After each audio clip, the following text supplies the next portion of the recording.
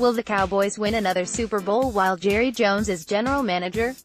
Staff, SportsDay's roundtable of writers discuss whether the Lombardi Trophy will come to Dallas while Jerry Jones is still in command of this team. The answers are all over the place. Will the Cowboys win another Super Bowl while Jerry Jones is general manager? Why or why not? David Moore, the Cowboys have a dominant running back in his first contract in Ezekiel Elliott and a winning quarterback in Dak Prescott that was taken in the 4th round. The salary cap flexibility afforded the Cowboys because of this in the next 2 seasons, along with some promising young players on defense, has the window opened wide these next several years. Kate Haropoulos, it will depend on Dak Prescott becoming the quarterback they believe he is, running back Ezekiel Elliott remaining eligible and returning to Pro Bowl form, and, perhaps, coach Jason Garrett proving worthy of Jerry's loyalty all of these years. And that's just for starters. Jean-Jacques Taylor, it's also hard to picture Dallas winning a Super Bowl because Jason Garrett can be such a liability on game day. I really like Garrett's preparation during the week, but he has hurt the Cowboys more than he's helped the Cowboys over the years on game day. There's no evidence that's going to change anything soon. Christy Scales, Jerry has changed his way of operating the team over the past several years, and the success in the draft has brought cornerstone players like Sean Lee, Tyron Smith, Travis Frederick, DeMarcus Lawrence, Zach Martin, and Doc. The decision to drop Dez Bryant and Jason Witten's decision to retire mean that there's no number 1 receiver on the team. It will be interesting to see if Jerry's and the personnel department's decision to go with a committee approach at receiver will pay dividends in the coming season. They gave us their 2 cents. What does the BTB community think? 70%, 691 votes, 29%, 293 votes, 984 votes total vote. Now, as Christy Scales mentioned, the decision to remodel the wide receiver position was big and could have a huge impact going forward, but are people overreacting? The Cowboys don't have an elite receiver anymore. How much does that matter? Calvin Watkins, The Athletic. So much is being made about the Cowboys not having an elite 2011 season. Only one Super Bowl champion has dedicated more than 8% of its cap to a receiver, the 2015 Broncos, who paid Demaryius Thomas $13.2 million, 9.1% of the cap that year. Thomas was taken 2 spots ahead of Dez Bryant in the 2010 NFL Draft. Bryant, the Cowboys know. One receiver last season was targeted 132 times but only caught 52.3% of his passes with 6 touchdowns. Optimally, you would like a receiver's catch rate to be at least 60%.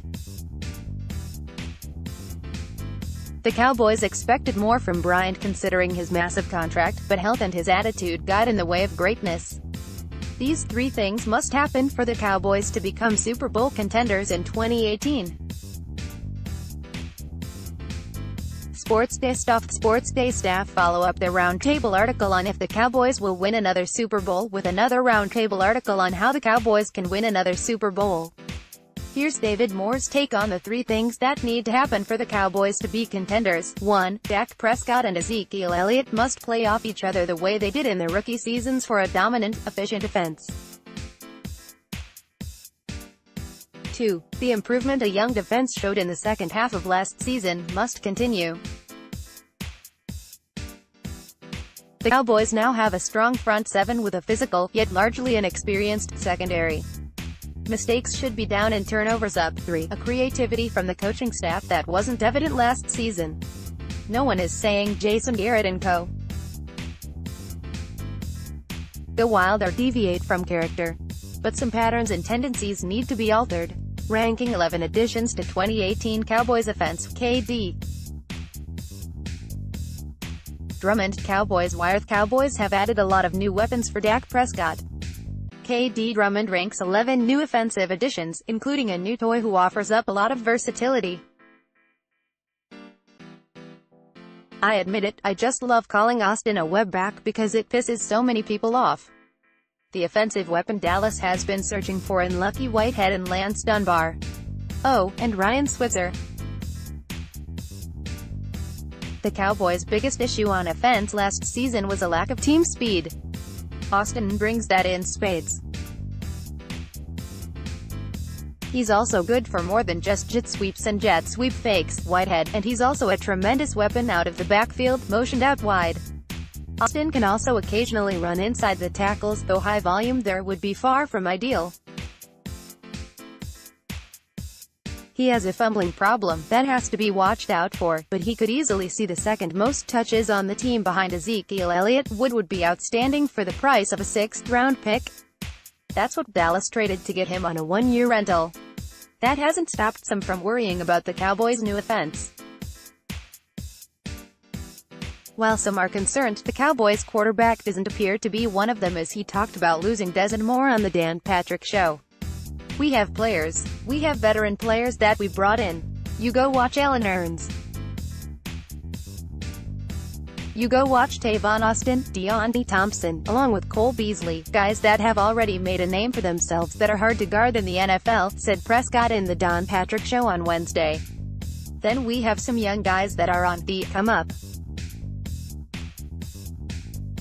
You don't make the moves that we made without knowing you've got some special receivers, some special players. If Cowboys get 16 games from Ezekiel Elliott, here's what I think he'll give them." John Makota, SportsDay. Big things are expected from the Cowboys' star running back now that he's slated for a full season of work. John Makota offers up what he thinks Zeke can do in 2018. "What's your realistic stat like for Zeke in year 3? Can he get closer to 2,000 yards than his rookie year?" John Makota: "I'm basing this off him playing 16 games, 1,600 rushing yards, 500 receiving yards, 16 total touchdowns. Zeke has averaged a touchdown per game through his first 2 seasons. I don't see any reason to think that will drop off, especially because I expect him to be used more in the passing game. 500 receiving yards would mean an average of a little over 30 per game. He's currently averaging just over 25 for his career. The rushing yards really depend on how the team is playing. If they're playing with leads often, he should have no problem getting back to what he put up his rookie season. If they're playing from behind a lot, it should increase his receiving numbers. Either way, I expect him to have over 2,000 all-purpose yards if he plays all 16 games. Players under the most pressure at minicamp, Maurice Modone, Bleacher Report. One needs to shine in training camp. Bleacher Report examines all 32 teams, and they have already put one of the new acquisitions under the spotlight. Defensive lineman Jihad Ward's tenure with the Oakland Raiders went sour pretty quickly. He entered the league as a 2016 second-round pick with upside and struggled in 13 starts as a rookie, then appeared in just 5 games last season. Ward moved across the defensive line but couldn't find much success stopping the run or reaching the quarterback in 2 seasons with the Silver and Black. The Dallas Cowboys decided to send wideout Ryan Switzer to the Raiders for Ward in hopes of bolstering the front line. Defensive tackle David Irving's 4-game suspension for violating the performance-enhancing drug policy provides the Illinois product with a fresh opportunity to establish himself as a key component in the trenches. If Ward flashes through training camp, he could stand at the front of the line for a sizable role and a promising future in Dallas. 2017 Defensive Personnel Analysis, Brian Knowles, Football Outsider. Knowles looks at how defenses lined up across the league last year. Just as 3 wide formations have become the offensive default, nickel defenses are now the NFL's primary defensive formation. Nickel first became more prevalent than base defenses in 2012, and became a majority of all plays in 2015.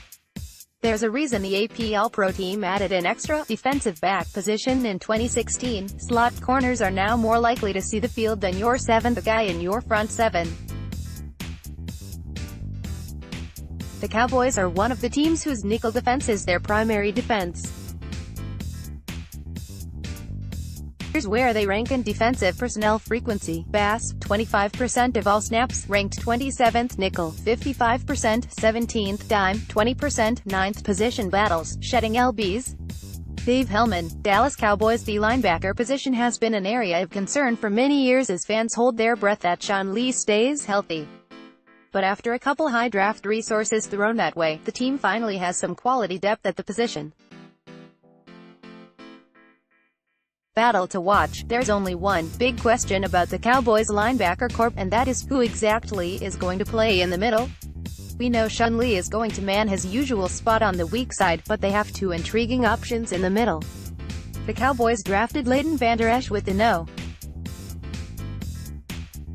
19 overall pick back in April, and the massive Boise State product is a natural fit to play the Mike position. However, there's another hulking prospect by the name of Jalen Smith to consider. Smith played 578 snaps last year, most of them at Mike linebacker.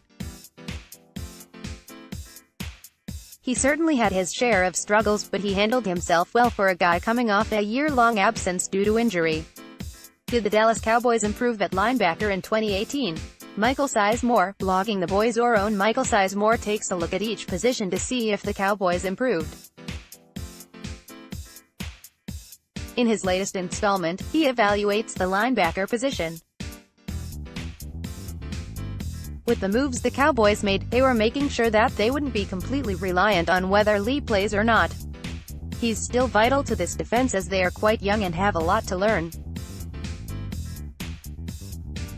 The Cowboys certainly improved their linebacker core, and it was clear that it was one of their top priorities this offseason. They have a nice group of talented starters, but their depth is much better as well. Jalen Smith challenged Vander Esch for starting Mike role. Kevin Brady, inside the start at the first-round investment of Leighton Vander Esch, plant a flag into the ground as to which linebacker will man the middle? Or is the improved play of Jalen Smith changing the plan? Despite the resurgence of Jalen Smith and the injury to Leighton Vander Esch, I still do expect Vander Esch to snag that Mike role moving forward. While showing glimpses of productive play, Smith did not impress enough to earn him the unquestioned starting job last season, and may best fit as a sandbacker and situational pass rusher, blitzer in the current scheme. Allowing Jalen Smith to conserve his energy and provide a boost off the bench is the best way for the Cowboys to structure their defense. Of course, this is only true as long as Vander Esch becomes the player they expect him to be, though. If Jalen Smith does return to the player he was at Notre Dame prior to his horrific injury, the Cowboys will possess three incredibly rangy, athletic, and talented linebackers on their roster. Dallas Cowboys, will the defense live up to expectations? Terrence Watson, the Landry hat. The defense has been the weakness for the Cowboys over the years, but will the addition of more talent and new coaches bring about a change this year? The linebackers. When you see this group of linebackers, the first thing that stands out is their speed. This Cowboys defense hasn't had this type of speed at the position in a very long time. When you add in the football IQ of Sean Lee, and you have a very dangerous group. Putting Sean Lee with either Jalen Smith or Leighton Vander Esch, you can rest assured they will be in a position to make plays. The other reason this is a dangerous group is that each one of them has the ability to get to the quarterback. If these guys can stay healthy, this group will be able to shut down the opposing team's running back and short passing attack.